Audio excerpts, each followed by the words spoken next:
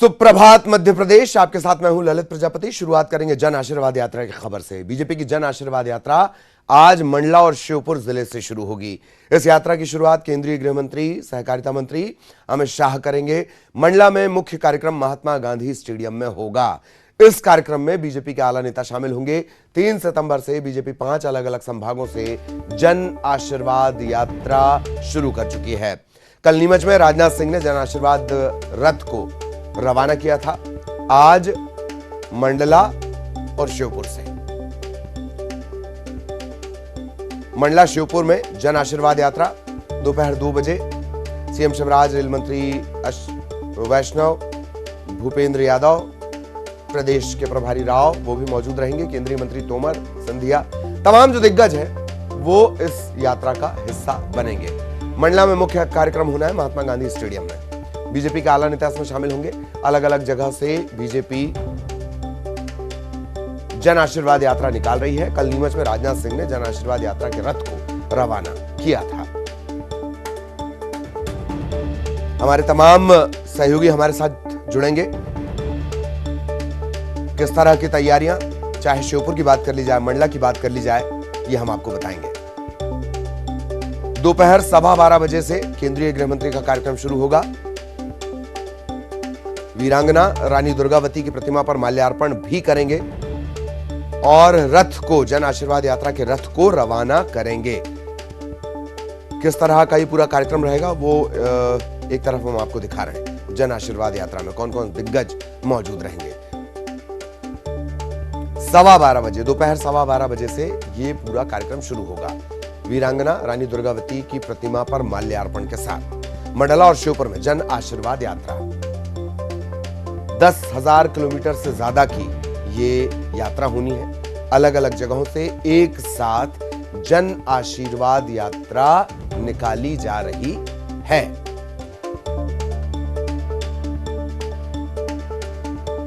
तमाम जो केंद्रीय मंत्री हैं उन्हें जिम्मेदारी दी गई है। अलग अलग जगहों से अलग अलग मंत्रियों को जन आशीर्वाद यात्रा की जिम्मेदारी दी गई है। इसकी अगुवाई की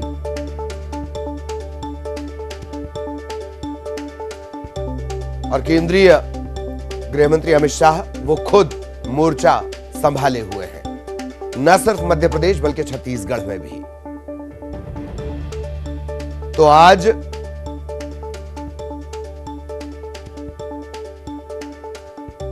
केंद्रीय गृह मंत्री अमित शाह हरी झंडी दिखाएंगे मंडला श्योपुर से जन आशीर्वाद यात्रा को। राजनाथ सिंह ने कल नीमच से जन आशीर्वाद यात्रा को रवाना किया था। श्योपुर से भी आज आगाज होगा। केंद्रीय गृह मंत्री अमित शाह चंबल में जीत का मंत्र देंगे। ग्वालियर चंबल संभाग के 8 जिलों समेत कुल 10 जिलों से ये यात्रा गुजरने वाली है। 44 विधानसभा क्षेत्रों से यात्रा गुजरेगी, यानी 44 विधानसभा क्षेत्र एक यात्रा के दौरान। श्योपुर, मुरैना, भिंड, दतिया, ग्वालियर, शिवपुरी, अशोकनगर, गुना, विदिशा, रायसेन, इन जगहों से ये यात्रा गुजरेगी। यात्रा में अमित शाह के साथ साथ सीएम शिवराज सिंह चौहान, नरेंद्र सिंह तोमर, वीडी शर्मा, ज्योतिरादित्य सिंधिया, तमाम जो नेता हैं वो मौजूद रहेंगे। आठे माता मंदिर में पूजा अर्चना के बाद ये यात्रा शुरू होगी। बड़ौदा और श्योपुर में सभा होगी। पहले दिन 22 किलोमीटर का सफर ये यात्रा तय करेगी। श्योपुर की अगर बात कर ली जाए तो श्योपुर और मंडला से जन आशीर्वाद यात्रा निकलने जा रही है। सहयोगी अनुराग इस वक्त हमारे साथ जुड़े हुए हैं मंडला से। शैलेंद्र श्योपुर का हाल हमें बताएंगे। अनुराग, पहले मैं आपके पास आना चाहूंगा, मंडला के बारे में क्या कुछ अपडेट, फिर शैलेंद्र के पास मुझे जाना है। जी अनुराग।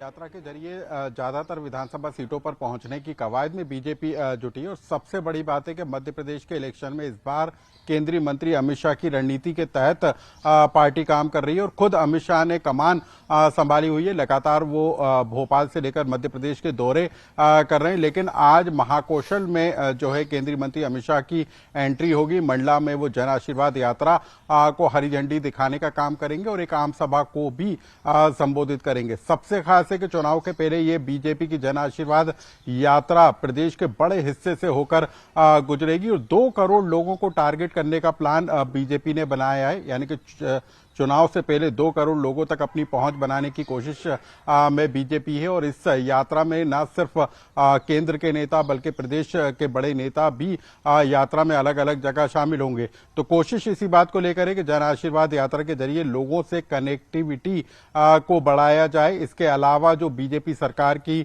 जो योजनाएं हैं उसका किस तरीके से लोगों तक लाभ पहुंचा इसकी जानकारी दी जाएगी और साथ ही जो 15 महीने की कांग्रेस सरकार रही है उसकी विफलता गिनाने का भी काम किया जाएगा। तो कुल मिलाकर यदि हम कहें तो इस जन आशीर्वाद यात्रा के जरिए बीजेपी आम लोगों तक अपनी पहुंच को बढ़ाने की कवायद में है और मंडला से यदि महाकौशल में निकाली जाने वाली यात्रा की हम बात करें तो एक बड़े हिस्से में ये यात्रा पहुंचेगी और इसका समापन 25 सितंबर को भोपाल में किया जाएगा, जहां पर प्रधानमंत्री नरेंद्र मोदी इस यात्रा के समापन कार्यक्रम को संबोधित करेंगे। तो आज का दिन बेहद महत्वपूर्ण रहने वाला है बीजेपी के लिहाज से, क्योंकि मंडला और पूरे महाकौशल अंचल में एक तरीके से इस यात्रा को लेकर बीजेपी माहौल बनाने का काम करेगी जाहिरा तौर पर, और ये अंचल बहुत जरूरी भी बीजेपी के लिए है। शैलेंद्र श्योपुर से हमारे साथ जुड़े हुए हैं। श्योपुर आज सेंटर ऑफ कंट्री का अट्रैक्शन रहेगा। शैलेंद्र, देखिए बिल्कुल आपने ठीक कहा कि केंद्रीय गृह मंत्री आज ग्वालियर चंबल संभाग के दौरे पर आ रहे हो। चंबल संभाग में भी सबसे पिछड़ा इलाका अगर कोई माना जाता है तो श्योपुर से वह इस यात्रा का आगाज कर रहे हैं। इस यात्रा को यात्रा क्रमांक 5 का नाम दिया गया। ये यात्रा लगभग 10 जिले जो है वो कवर करेगी। यहाँ से जब निकलेगी श्योपुर के बाद मुरैना, भिंड, दतिया, ग्वालियर, इसके बाद गुना, शिवपुरी, अशोकनगर, विदिशा और रायसेन के बाद ये राजधानी भोपाल पहुंचेगी।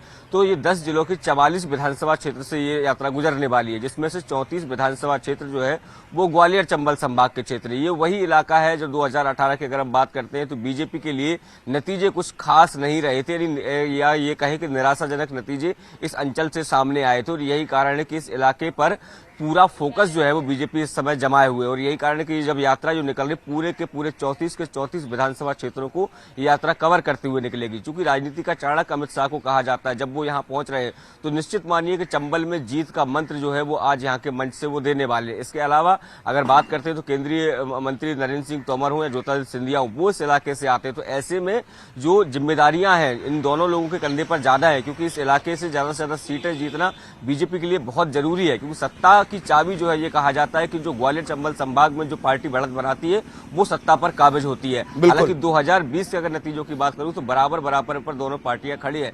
तो जो बीजेपी यहाँ पर पूरी तरीके से जोर लगा रही है। केंद्रीय गृह मंत्री आज यहाँ पहुंचेंगे, पहले एक प्राचीन मंदिर है वहां पर पूजा अर्चना करेंगे और उसके बाद बड़ौदा और श्योपुर 2 इलाकों में आज 2 जो जगह है वहां सभा होनी है। आज की यात्रा लगभग 22 किलोमीटर रहेगी। रात्रि विश्राम श्योपुर में रहेगा और कल श्योपुर से विजयपुर, सबलगढ़ होते हुए आगे की तरफ ये यात्रा बढ़ेगी। तो तमाम जो दिग्गज है वो आज यहाँ रहने वाले हैं, चाहे मुख्यमंत्री शिवराज सिंह चौहान की बात हो, प्रदेश अध्यक्ष बीडी शर्मा हो, केंद्रीय गृह शैलेंद्र तो रहेंगे ही रहेंगे उनके साथ मध्य प्रदेश को।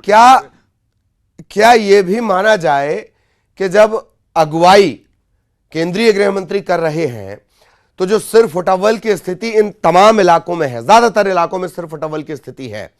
यहां दरअसल कई जगह 2 बीजेपी हैं, एक पुरानी बीजेपी और एक नई वाली बीजेपी।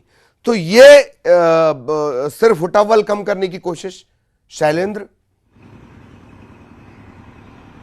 बिल्कुल निश्चित तौर पर देखिए ये इलाका वो है, क्योंकि देखिए 2020 में जब कांग्रेस में बगावत हुई तो बड़ी संख्या में जो कांग्रेसी थे वो भाजपा में शामिल हो गए थे। 2020 में उन लोगों को टिकट भी मिला, बहुत सारे लोग जीते भी, कुछ लोग हारे भी। और अभी जो पहली सूची जारी हुई है उसमें ग्वालियर चंबल संभाग के भी कुछ नाम सामने आए हैं और उनमें से अगर बात करूं तो 2 विधानसभा क्षेत्र वो हैं जो 2020 में जिन्होंने पाला बदला था। ऐदल सिंह कंसाना को तो पार्टी ने टिकट दे दिया, लेकिन रणवीर जाटव जो गोहद से आते हैं उनका टिकट पार्टी ने काट दिया। तो ऐसे में कहीं ना कहीं सर फुटअव्वल की स्थिति बीजेपी में बन रही है, क्योंकि देखिए जो पुराने लोग हैं वो नहीं चाहते हैं कि एक बार फिर से अभी जो कांग्रेस से आए लोगों पर पार्टी दाव खेले, क्योंकि देखिए लंबा समय जो है वो लोग पार्टी की सेवा करते आए। तो ऐसे में जब केंद्रीय गृह मंत्री आ रहे हैं तो निश्चित तौर पर इस बात की भी वो संदेश जरूर देंगे। आपको मैं बता दूं कि प्रदेश कार्य समिति में जब केंद्रीय गृह मंत्री ग्वालियर शामिल होने के लिए आए थे तब भी उन्होंने मंच से इस बात को कहा था कि ये भूल जाइए प्रत्याशी कौन है, केवल निशान। जी शैलेंद्र, वक्त कम है। अनुराग, मैं आपके पास आना चाह रहा हूं, बड़ा महत्वपूर्ण है। महाकौशल का 18 का ट्रैक रिकॉर्ड और लंबा ट्रैक रिकॉर्ड यहां बीजेपी के लिए चुनौतियां रही हैं। बहुत शॉर्ट में प्लीज। बिल्कुल ललित, देखिए 2013 में जहां महाकौशल में बीजेपी ने शानदार प्रदर्शन किया था, वहीं 2018 में उसको कांग्रेस से कड़ी चुनौती मिली थी और यही वजह है कि महाकौशल अब बीजेपी के लिए बेहद महत्वपूर्ण हो गया है। यहाँ की जो सीटें हैं उनको साधने के लिए ही पार्टी ने प्लान बनाया है कि जन आशीर्वाद यात्रा के जरिए आम लोगों तक अपनी पहुंच को बनाए। तो कोशिश इसी बात को लेकर है कि महाकौशल अंचल, क्योंकि छिंदवाड़ा भी इसी क्षेत्र में आता है जहां पर कमलनाथ का गढ़ है, तो ऐसे में पार्टी ने तय कर लिया है कि महाकौशल में अपनी बड़ी जीत सुनिश्चित करने के लिए जरूरी है कि आम लोगों तक पहुंचा जाए और यही कारण है कि जन आशीर्वाद यात्रा के जरिए बड़े लोग बड़ी आबादी तक पहुंचे। और शाह ने सबसे पहला टारगेट पूरे देश में अगर किसी को चुना है तो वो छिंदवाड़ा सीट ही थी। बहुत बहुत धन्यवाद आप दोनों का। आगे भी आप दोनों के जरिए अपडेट हम अपने दर्शकों तक पहुंचाते रहेंगे। इधर कांग्रेस ने चुनाव समिति बना ली है। कांग्रेस अध्यक्ष ने चुनाव समिति बनाई है। 16 सदस्य इस समिति में हैं। मल्लिकार्जुन खड़गे हैं, सोनिया गांधी हैं, राहुल गांधी हैं, सलमान खुर्शीद, अधीर रंजन चौधरी, मधुसूदन मिस्त्री, टीएस सिंहदेव बाबा डिप्टी सीएम, उन्हें भी जगह मिली है। मध्य प्रदेश से ओमकार मरकाम इसमें शामिल किए गए हैं। उम्मीदवारों के नाम पर यह अंतिम फैसला ये समिति लेगी। छत्तीसगढ़ से केवल टीएस सिंहदेव को इसमें जगह मिली है।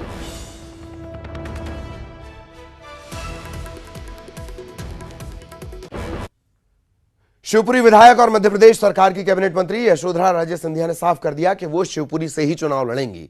एक दिवसीय प्रवास पर शिवपुरी पहुंची सिंधिया ने कहा, एक सवाल के जवाब में कहा कि मैं ग्वालियर क्यों जाऊंगी, मैं शिवपुरी से चुनाव लड़ूंगी, यदि आप लोग भेजोगे तो जरूर जाऊंगी।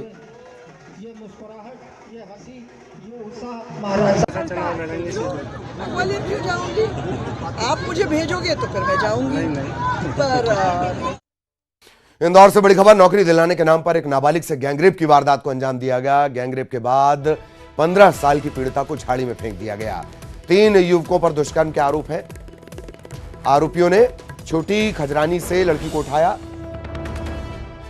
वारदात को अंजाम दिया गया। राहगीरों की मदद से ये पीड़िता किसी तरह लसूड़िया थाना पहुंची है। हालत गंभीर है। लसूड़िया थाना पुलिस पड़ताल में जुटी हुई है।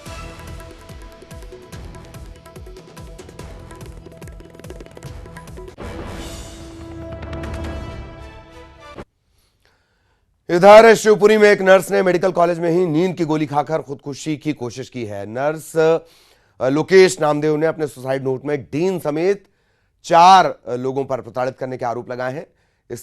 इनके परिजनों का कहना है कि ड्यूटी को लेकर ये परेशान थी, इसी के चलते इसने ये आत्मघाती कदम उठाया। इस मामले में शिवपुरी मेडिकल कॉलेज फिलहाल कुछ भी बोलने को तैयार नहीं।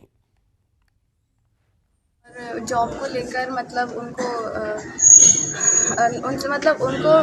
शिफ्ट होना था इस डिपार्टमेंट में, किसी डिपार्टमेंट में, पर उनको बहुत ज़्यादा परेशान किया गया। मतलब सुनना नहीं, कोई कार्रवाई नहीं करना, और मतलब बहुत टाइम हो गया, 1-2 महीने से मतलब मम्मी ने बहुत हाथ भी जोड़े, सब बोला, लेकिन उन लोगों ने कोई कार्रवाई नहीं की। कौन है जो परेशान कर रहे हैं? वो डॉक्टर केबी वर्मा। और बुरहानपुर का जिला अस्पताल अव्यवस्थाओं का अड्डा बन गया है। यहां लंबे समय से लिफ्ट बंद पड़ी है। इसके चलते दिव्यांग मरीजों को परेशानी उठानी पड़ती है। इलाज के लिए आने वाले दिव्यांग और बुजुर्गों को सीढ़ियों के सहारे दूसरे माले पर जाना पड़ता है। तस्वीरों को देखकर आप अंदाजा लगा लीजिए। लिफ्ट के अभाव में अस्पताल की सीढ़ियों पर मरीजों की फजीयत होती है, बुजुर्गों की फजीयत होती है, हादसे का भय रहता है। लेकिन सीएमएचओ जिला अस्पताल की इन अव्यवस्थाओं से अनजान है। उनका कहना है कि उन्हें तो जानकारी नहीं। जल्द समस्या के निराकरण की बात जरूर उन्होंने कही है।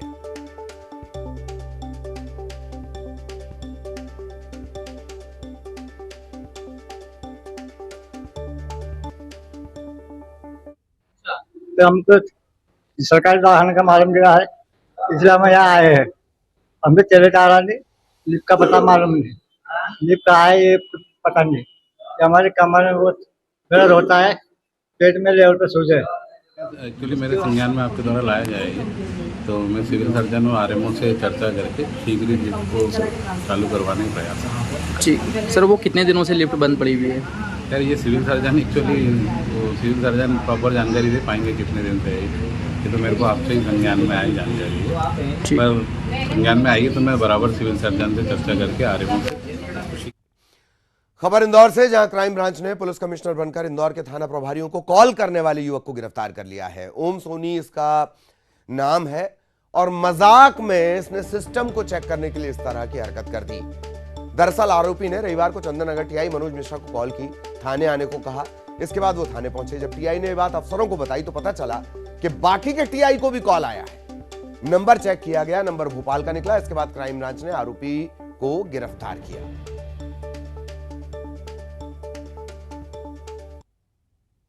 चर्चा करना बताया था, तो जो प्रक्रिया है उसके तहत मैं तत्काल थाने पहुंचा था, वरिष्ठ अधिकारियों को अवगत कराया था। काफ़ी देर इंतजार करने के बाद में शंका हुई, वो नंबर भी जो साहब का रेगुलर नंबर है वो नहीं था। उस शंका के आधार पर जब वेरीफाई किया तो पता चला कि वो नंबर साहब इस्तेमाल नहीं कर रहे थे। जो व्यक्ति था मोबाइल धारक, उसके द्वारा ये साहब का प्रतिरूपण किया गया था। उस आधार पर प्रकरण पंजीबद्ध किया गया। उसमें जो मोबाइल धारक है उसको हमने कल अभिरक्षा में लिया है और उसके संबंध में वैधानिक कार्रवाई। और एक बार फिर रुक करेंगे इंदौर से बड़ी खबर। नौकरी दिलाने के नाम पर नाबालिग से गैंगरेप का मामला सामने आया। 15 साल की पीड़िता को गैंगरेप के बाद झाड़ी में फेंक कर आरोपी फरार हो गए। 3 युवकों पर यह आरोप है। इन्होंने छोटी खजरानी से इस नाबालिग को उठाया, इस घिनौनी वारदात को अंजाम दिया और फेंक कर चले गए। राहगीरों की मदद से किसी तरह लसूड़िया थाने ये नाबालिग पहुंची। हालत इसकी गंभीर है। भर्ती इसे करवा दिया गया, अस्पताल में से भर्ती करवा दिया गया और पुलिस पड़ताल कर रही है।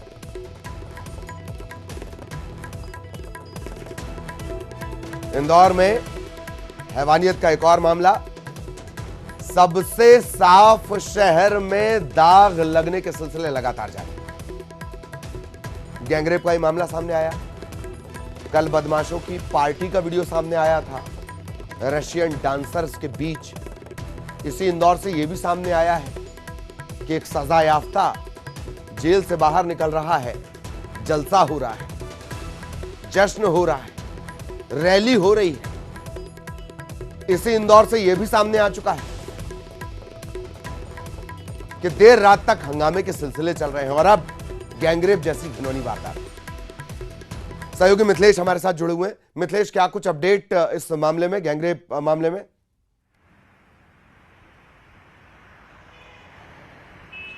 ललित, सबसे पहले मैं आपको बताना चाहूँगा कि इस वक्त जो सरकारी अस्पताल है वहाँ पर नाबालिग बच्ची का इलाज चल रहा है। स्थिति गंभीर बनी हुई है और उनके बयान को पुलिस ने दर्ज कर लिए हैं। 2 संदिग्ध युवकों को हिरासत में लेकर उनसे पूछताछ की जा रही है। दोनों युवकों, संदिग्ध युवकों से पिछले 5 से 6 घंटे से लगातार जो डीसीपी अभिषेक आनंद है और एडिशनल डीसीपी दोनों संदिग्ध युवकों से पूछताछ कर रहे हैं। देर रात तक पुलिस के तमाम जो अधिकारी हैं लसुड़िया थाने मौजूद रहे और अलग अलग टीम भी बनाई गई है। घटना स्थल के आसपास के सीसीटीवी फुटेज देखे जा रहे हैं, जहां का पता बताया था छोटी खजरानी का, जहां से इन तीनों ने कार में बैठाकर फिर लेकर गए, यानी अगवा करके लेके गए। 15 साल की नाबालिग बच्ची के साथ में दुष्कर्म किया, गैंगरेप किया। तो हर एक चीज को अब तथ्यों के साथ जोड़ा जा रहा है, सारे साक्ष्य जुटाए जा रहे हैं। फिलहाल इस वक्त अस्पताल में उपचार चल रहा है 15 साल की नाबालिग बच्ची का और गैंगरेप के मामले में 2 संदिग्ध युवकों को हिरासत लेकर पूछताछ भी की जा रही है। परिवार के लोग इस वक्त थाने पर ही मौजूद हैं और अधिकारियों का कहना है कि आसपास के सीसीटीवी में कुछ गाड़ियों के नंबर नजर आए हैं, कुछ चीज मिली है, उनके आधार पर और भी जांच अभी चल रही है। फिलहाल आने वाले 2 से 4 घंटे में सब कुछ चीजें स्पष्ट हो पाएगी। अब देखिए, इंदौर में अभी तक खुलेआम हत्याएं हो रही थी और लूट, चोरी, डकैती, तमाम जो गंभीर अपराध है। हमने 2 दिन के अंदर 2 बड़ी तस्वीर देखी।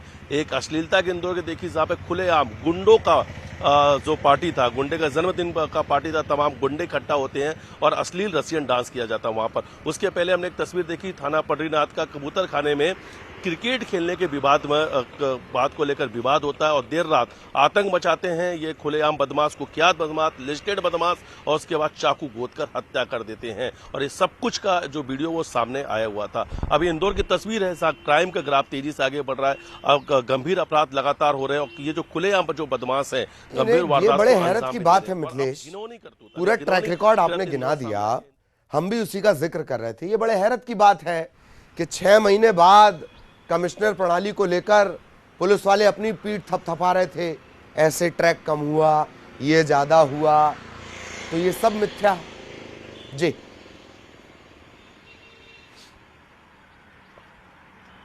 बिल्कुल सही कहा आपने। पुलिस का दावा है 15 दिन के अंदर गुंडा अभियान चलाकर 3000 बदमाशों को गिरफ्तार किया है।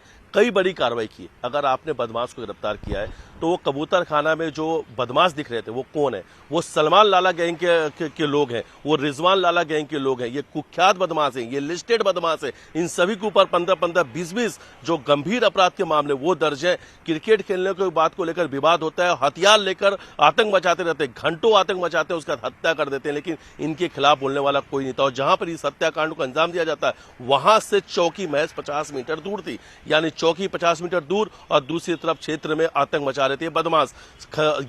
ये पहली घटना है। इसके पहले जो ओवरटेक करने की बात को लेकर ये पूरा ट्रैक रिकॉर्ड ही देखना चाहिए। बहुत बहुत शुक्रिया मिथिलेश आपका इस तमाम जानकारी के लिए। सहयोगी मिथिलेश विस्तार से जानकारी दे रहे थे। अब बड़ी खबर चुनाव से जुड़ी हुई। निर्वाचन आयोग आज भी विधानसभा चुनाव की तैयारियों की समीक्षा करेगा। भारत निर्वाचन आयोग की टीम भोपाल के दौरे पर है। आज है दूसरा दिन। आज सभी 52 जिलों के कलेक्टर्स के साथ बैठक होनी है। सभी जिलों के एसपी, सभी 10 संभागों के कमिश्नर, आईजी, इनके साथ चर्चा होगी। कानून व्यवस्था, मतदाता सूची, मतदान केंद्र, इस तरह के तमाम इंतजामों की जानकारी ली जाएगी।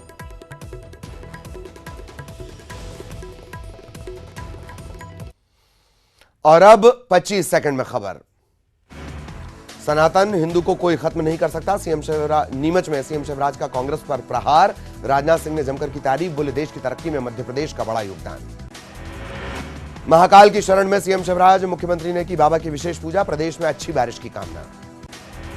सीएम शिवराज की महाकाल पूजा पर कमलनाथ का तंज, कहा बहुत सारी करनी पड़ेगी पूजा। भ्रष्टाचार, बिजली, बेरोजगारी को लेकर भी करनी पड़ेगी पूजा। एमपी में कम बारिश को लेकर पूर्व कृषि मंत्री सचिन यादव का बयान, कुछ दिन पहले ही सीएम को पत्र लिखकर की थी प्रदेश को सूखाग्रस्त घोषित करने की मांग। सरकार सर्वे करवाकर किसानों को दे मुआवजा। ओरछा में सीएम शिवराज सिंह चौहान, श्री राम राजा लोक का किया भूमि पूजन। 5 एकड़ में तैयार होगा राजा राम का भव्य लोक। जन आशीर्वाद यात्रा को लेकर बोले वीडी शर्मा, हम अपने कामों को लेकर जा रहे जनता के बीच, जनता का पूरा आशीर्वाद हमारे साथ। वायरल लिस्ट पर उमा भारती ने दी सफाई, ट्वीट कर लिखा, केंद्र और राज्य के नेताओं से उम्मीदवारों पर हुई चर्चा, मुझे कोई सूची लिखकर देने की जरूरत कहां। श्योपुर दौरे पर पहुंचे केंद्रीय मंत्री नरेंद्र सिंह तोमर का बड़ा बयान, प्रदेश में पूर्ण बहुमत से बनेगी बीजेपी की सरकार, पार्टी जिताऊ चेहरों को देगी टिकट। भिंड में चलती कार बनी आग का गोला, धू धू कर जली कार, ड्राइवर की सूझबूझ से टला बड़ा हादसा, कार सवार 5 लोगों ने कूदकर बचाई जान। ग्वालियर में किसान ने की आत्महत्या, अरुण तोमर नाम के किसान ने खुद को मारी गोली, मामले की जांच में जुटी पुलिस। प्रदेश प्रभारी, छत्तीसगढ़ की कांग्रेस प्रभारी कुमारी शैलजा का बड़ा बयान, 8 सितंबर के बाद होगी कांग्रेस प्रत्याशियों की घोषणा, सीईसी की बैठक के बाद घोषित होंगे नाम। रायपुर में गायों की मौत पर अरुण साव का बयान, गौ विरोधी है कांग्रेस सरकार, बड़ी संख्या में गाय की मौत के लिए बघेल सरकार जिम्मेदार। रायपुर में राहुल गांधी की सभा के बाद फेंके गए दूषित खाने को खाने के बाद गायों की मौत, गांव पहुंची प्रशासनिक टीम, ग्रामीणों ने किया घेराव, 20 से ज्यादा गायों की मौत के आरोप। छत्तीसगढ़ में सरकार बनाने को लेकर बीजेपी का बड़ा प्लान, विजय संकल्प यात्रा निकालने की तैयारी में भाजपा, शुभारंभ में अमित शाह और समापन समारोह में शामिल हो सकते हैं पीएम मोदी। खड़गे के छत्तीसगढ़ दौरे पर अजय चंद्राकर का तंज, कांग्रेस को खड़गे से नहीं मतलब, खड़गे हैं सिर्फ प्रतीकात्मक अध्यक्ष। मतदाता सूची में 11 सितंबर तक जुड़ेंगे नाम, निर्वाचन आयोग की टीम के दौरे के बाद निर्णय, नए मतदाताओं पर आयोग का फोकस। रायपुर एसएसपी ने आरक्षक को किया निलंबित, शराब के नशे में अशोभनीय कृत्य करते वायरल हुआ था वीडियो, एसएसपी प्रशांत अग्रवाल ने आरोपी आरक्षक को निलंबित किया। अंबिकापुर में हथियार लहराने वाला बदमाश गिरफ्तार, आरोपी को किया गिरफ्तार, धारदार हथियार जब्त। सूरजपुर के जंगल में बाघ दिखने की खबर, राहगीरों ने बनाया वीडियो, वन विभाग अलर्ट। दिल्ली में उदयनिधि स्टालिन के बयान पर बीजेपी का हल्ला बोल, रविशंकर प्रसाद ने बताया घमंडिया, पूछा क्या राहुल गांधी उदयनिधि स्टालिन के साथ हैं। उदयनिधि का सिर कलम करने वाले को 10 करोड़ रुपए देने का ऐलान, अयोध्या के संत परमहंस आचार्य ने किया ऐलान। तमिलनाडु के सीएम स्टालिन के बेटे उदयनिधि ने सनातन धर्म को लेकर दिया था विवादित बयान। महाराष्ट्र सरकार ने मराठा आंदोलनकारियों से मांगी माफी, डिप्टी सीएम फडणवीस बोले जालना में जो हुआ वो दुर्भाग्यपूर्ण, 1 सितंबर को पुलिस ने किया था लाठीचार्ज। जयपुर में आम आदमी पार्टी का गारंटी कार्ड लॉन्च, केजरीवाल बोले फ्री बिजली देंगे, प्राइवेट स्कूलों की लूट करेंगे बंद, शिक्षकों से नहीं करवाएंगे दूसरे काम। मिशन चंद्रयान 3 में चांद पर दोबारा सॉफ्ट लैंडिंग, इसरो ने जारी किया नया वीडियो, विक्रम ने खुद को 40 सेंटीमीटर ऊपर उठाया। और इसी के साथ इस बुलेटिन में इतना ही। खबरें जारी है।